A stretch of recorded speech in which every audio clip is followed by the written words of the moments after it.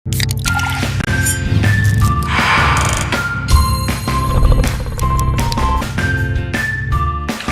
้วสวัสดีครับก่อนสวัสดีครับอยู่กับพี่ปื้มน้องโปรดครับวันนี้อยู่ที่ไหนลูกอยู่ที่หาดเจ้าหลาวใช่ไหมหาดเจ้าหลาวจันทบุรีวันนี้พี่โปรดพี่ปื้มแล้วก็บรรดาพี่ๆเขามาเที่ยวทะเลนะครับนู่นพี่ปื้มอยู่กลางน้ำนู่นลูกพี่ปื้มมานี่ได้ไงก็พี่โปรดไม่ลงครับ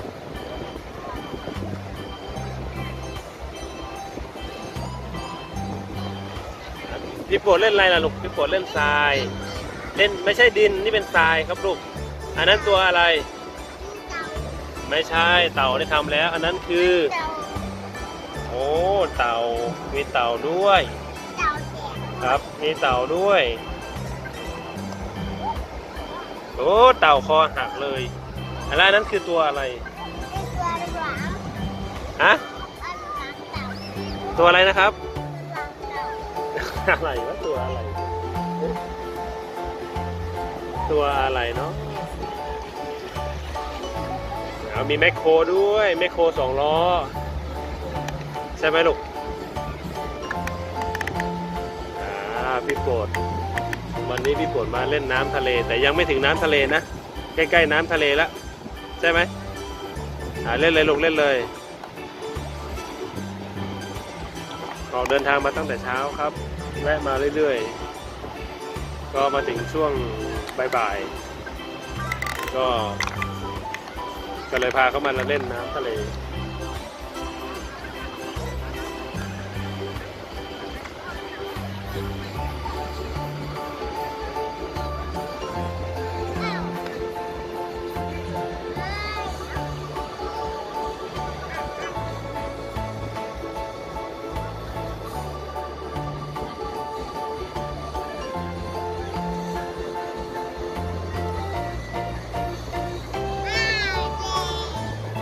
เล่นเลยลูกเล่นเลยอันนี้จะทำเป็นรูปอะไรอ่ะมีปูมีปลาแล้วมีหอยด้วย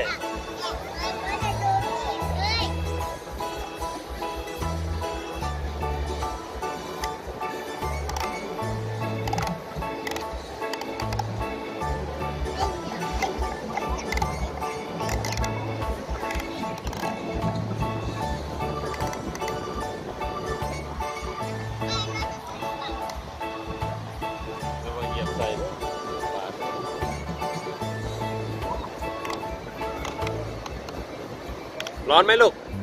ไม่ร้อนนะแดดใกล้เวลาตอนเย็นๆมันไม่ร้อนเท่าไหร่หรอกเยอะลงน้ำหน่อยไหม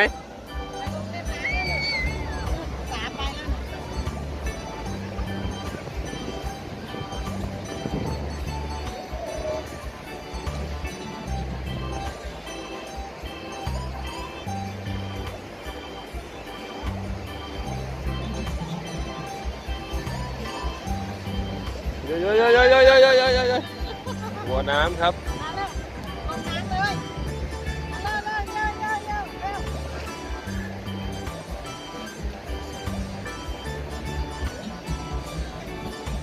ไม่โยนครับเดี๋ยวเข้าตา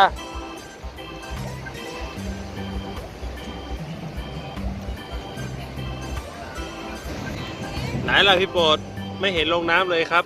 เมื่อไหร่จะลงทริปนี้มาเล่นทรายอย่างเดียวเลยดันกลัวน้ำเฉยเลยฮะไปลงน้ำกับป้าแจ๋วไป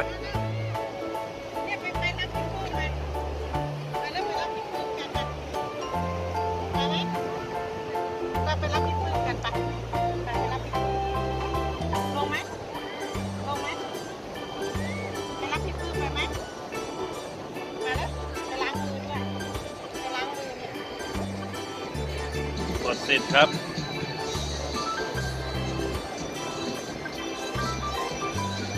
ไหนแมคโครล่ะเอาแมคโครมาด้วยไม่ใช่เหรอใช้แมคโครตักสิ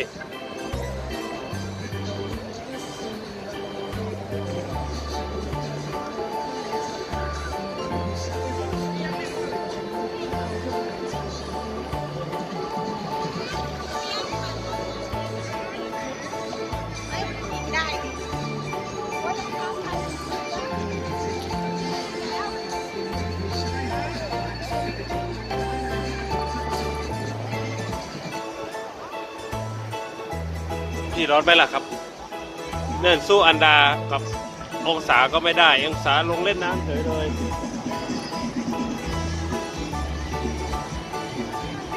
เอ๊ะไหน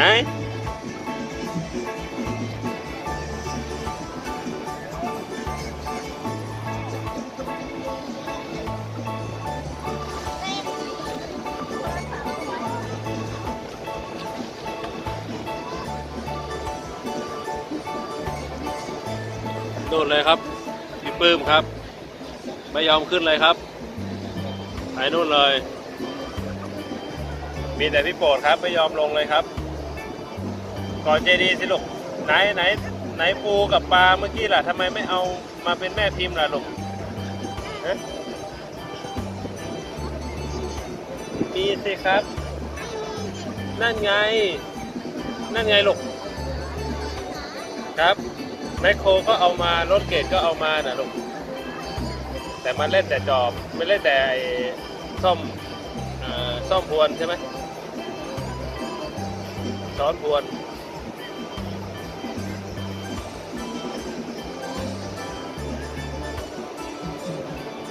เอาก่อขึ้นสูงสิลูกก่อขึ้นสูงแล้วนี่ไงนี่ตัวอะไรนี่ตัวอะไรนี่หอยเลยลูกอันนี้หอยของจริงเลยลูกนี่ของจริงหอยกับปลาการังใช่ไหมเนี่ย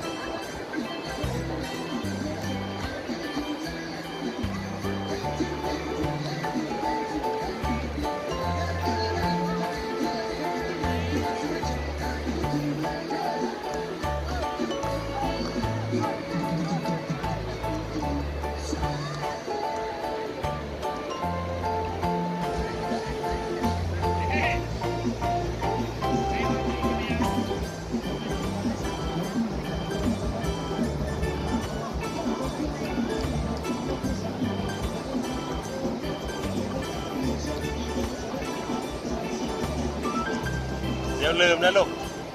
เดี๋ยวลืมนะเดี๋ยวลืมเอากลับด้วยนะอย่าลืมนะ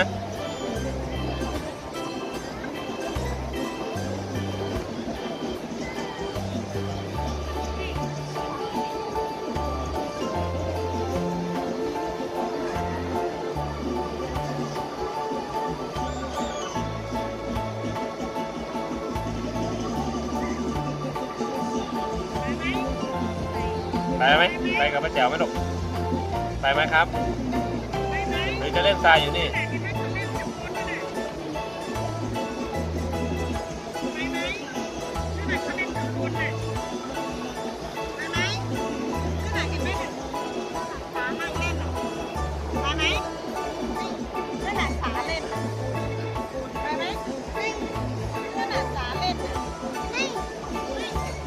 ไม่ไปครับ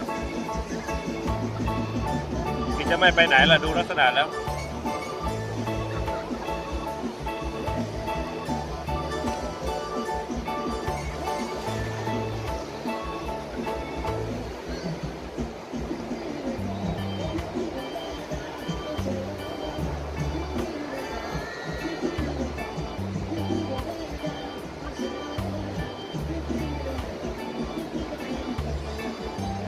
ก่อนครับ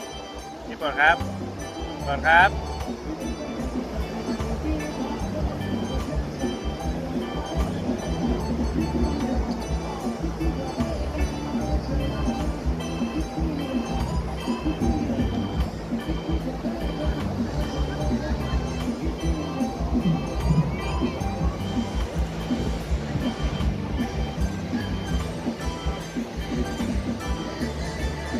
ไปไหนนั่นไปไหนนั่นไปแล้วครับ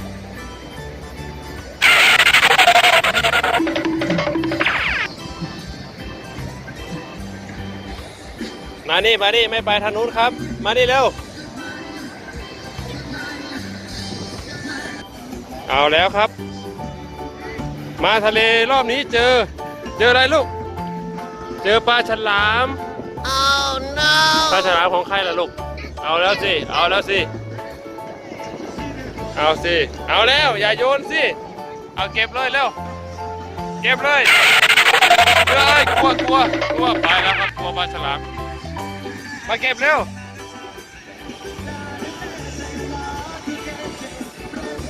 เร็วมาเก็บเร็วเอาแล้วครับ เล่นไปเล่นมาเจอปลาฉลามครับปลาฉลามเกยตื้นเย้ย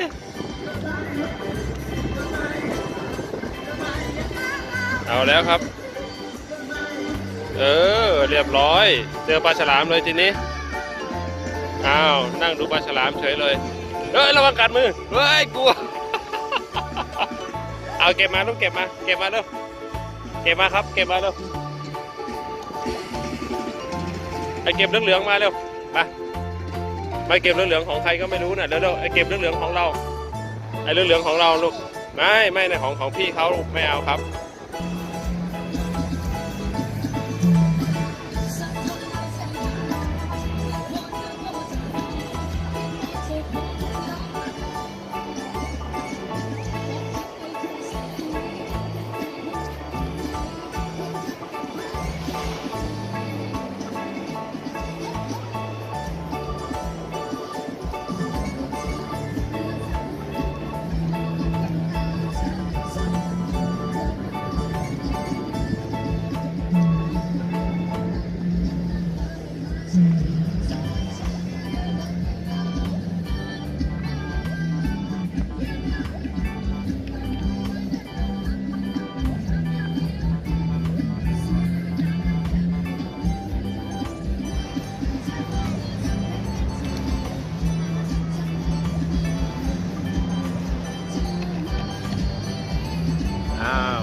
สำหรับคลิปนี้เอาไว้แค่นี้ก่อนได้ไหมครับเอาไว้แค่นี้ก่อนได้ไหมครับพี่ปดครับใครชอบอย่าลืมอะไร อย่าลืมกดไลค์กดแชร์สำหรับคลิปนี้เอาไว้แค่นี้ก่อนนะครับแล้วก็ติดตามคลิปต่อไปนะครับยังอยู่กับทะเลครับบรรยากาศทะเลครับทะเลจันทบุรีครับเจ้าหลาวครับผมไปแล้ว